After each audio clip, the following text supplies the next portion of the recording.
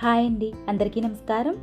ఈరోజు మన ఛానల్లో మరో సరికొత్త రెసిపీతోటి మీ ముందుకు వచ్చేసానండి. మిగిలిన అన్నంతోటి మురుకుల్ని ఎలా తయారు చేసుకోవాలో చేసి చూపిస్తానండి. చాలా క్రిస్పీగా, టేస్టీగా, మనం రెగ్యులర్గా చేసుకునే మురుకుల కన్నా ఇవి చాలా టేస్టీగా ఉంటాయి. చేయడం కూడా చాలా ఈజీ ప్రాసెస్ అండి. వీటిని స్నాక్స్ కింద పిల్లలకి ఇవ్వడానికి అయితే చాలా బాగుంటాయండి. ఎక్కువ రోజులు కూడా స్టోర్ చేసుకోవచ్చు. మరి ఆయిల్ ఎక్కువ పీల్చుకోకుండా వీటిని ఎలా ప్రిపేర్ చేసుకోవాలో, ఎంతెంత కొలతలు తీసుకోవాలో ఈ వీడియోలో మీతో షేర్ చేసుకుంటాను. మరి వీడియోని ఎక్కడ క్లిక్ చేయకుండా చూడండి. ఈ రెసిపీ కోసం ముందుగా 1 కప్పు అన్నాన్ని తీసుకోండి. రాత్రి మిగిలిన అన్నమైనా సరే, లేదు ఫ్రెష్గా వండుకున్న అన్నమైనా సరే, ఏదైనా 1 కప్పు దాకా అన్నాన్ని తీసుకుని మిక్సీ జార్లో వేసుకోండి. ఇప్పుడు అన్నంలోకి 1/4 కప్పు దాకా నీళ్లను పోసుకొని అన్నాన్ని చాలా మెత్తగా క్రీమీలాగా గ్రైండ్ చేసుకోవాలండి. ఎంత సాఫ్ట్గా గ్రైండ్ చేసుకుంటే మురుకులు మనకి అంత టేస్టీగా, క్రిస్పీగా వస్తాయి. చూడండి, నేను వీడియో క్లిప్లో చూపిస్తున్నాను. ఇలాగ క్రీమీగా రావాలి. అన్నాన్ని ఇలా గ్రైండ్ చేసుకోండి. నెక్స్ట్ వెడల్పు లాంటి ప్లేట్ని కానీ గిన్నెని కానీ తీసుకుని మనం గ్రైండ్ చేసుకున్న అన్నం పేస్ట్ని వేసుకోండి. ఇందులోకి మనం ఏ కప్పుతో అయితే రైస్ని తీసుకున్నామో అదే కప్పుతోటి 1/3 కప్పు దాకా బియ్యం పిండిని వేసుకోండి. ఇక్కడ నేను పొడి బియ్యం పిండి వేసుకుంటున్నాను. అలాగే అదే కప్పుతోటి 1/2 కప్పు దాకా శనగపిండి వేసుకోండి. 1 టేబుల్ స్పూన్ దాకా నువ్వులు, 1 టేబుల్ స్పూన్ దాకా జీలకర్ర కూడా వేసుకోండి. 1/2 teaspoon salt, 1 tablespoon దాకా కారం వేసుకోండి. అన్నం పేస్టు పిండిలు బాగా కలిసేలాగా కలుపుకోండి. ఇప్పుడు ఇందులోకి బటర్ కానీ లేదా 2 టేబుల్ స్పూన్ దాకా నెయ్యిని కరిగించి వేసుకోండి. నెయ్యి వేసుకోవడం వల్ల మురుకులు చక్కగా గుల్లగా, క్రిస్పీగా, కరకరలాడుతూ వస్తాయండి. నీళ్లు పోయకుండానే పిండిని కలుపుకోవాలి. ఎందుకంటే మనకి రైస్లో తేమ ఉంటుంది కాబట్టి మనకి నీళ్లు పోయకుండానే పిండి కలిసిపోతుందండి.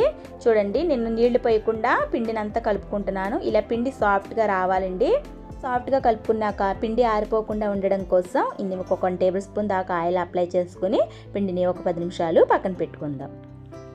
నెక్స్ట్ వెడల్పు లాంటి ప్లేట్ని తీసుకుని 1 టేబుల్ స్పూన్ దాకా ఆయిల్ వేసి ప్లేట్కి అంతా ఆయిల్ని అప్లై చేసుకోండి. ఇక్కడ ప్లేట్ బదులు మీరు బటర్ పేపర్ అయినా లేదా ఇంట్లో ఉండే కవర్లు అయినా తీసుకోవచ్చండి. మురుగులు వేసే గొట్టం తీసుకుని వీటికి కూడా కొద్దిగా ఆయిల్ అప్లై చేసుకోండి. పిండిలో నుంచి మీడియం సైజులో పిండిని తీసుకుని చేతితోటి రోల్ చేసుకుని గొట్టంలో పిండిని వేసుకోవాలి. ఇప్పుడు ముందుగా మనం ఆయిల్ అప్లై చేసుకున్న ప్లేట్లోకి మురుగుల కింద వత్తుకోవాలండి. మీకు ఇష్టమైతే పెద్దవైనా చేసుకోవచ్చు లేదా చిన్నగైనా వేసుకోవచ్చు. నేను ఇక్కడ చిన్న సైజులో చేసుకుంటున్నానండి. మీ అందరికీ ఒక రిక్వెస్ట్ అండి, ఎవరైతే మన వీడియోని ఫస్ట్ టైం చూస్తున్నారో అందరూ సబ్స్క్రైబ్ చేసుకోండి, లైక్ ఇవ్వండి. మీరు ఇచ్చే లైక్ వల్ల నన్ను ఎంతో సపోర్ట్ చేసిన వారు అవుతారు. మన ఛానల్లో మంచి హెల్దీ అండ్ టేస్టీ అయిన రెసిపీస్ ఉన్నాయండి, తప్పకుండా చూడండి. మీకు నచ్చినట్లయితే లైక్ చేయడం, సబ్స్క్రైబ్ చేయడం మట్టుకి మర్చిపోవద్దు.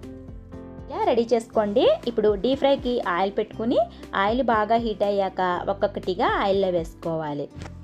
వెంటనే తిప్పొద్దండి. కొద్దిగా ఫ్రై అయిన తర్వాత అప్పుడు రెండో వైపు కూడా టర్న్ చేసుకోవచ్చు. వీటిని ఫ్రై చేసుకునేటప్పుడు ఆయిల్ ఎక్కువ హీట్ కానీ తక్కువ హీట్ కానీ పెట్టుకోకుండా మోడరేట్ హీట్లో పెట్టుకుని ఫ్రై చేసుకుంటే అప్పుడు మనకి పైన మాడిపోకుండా పైన గుల్లగా, క్రిస్పీగా, చక్క క్రంచీగా వస్తాయండి.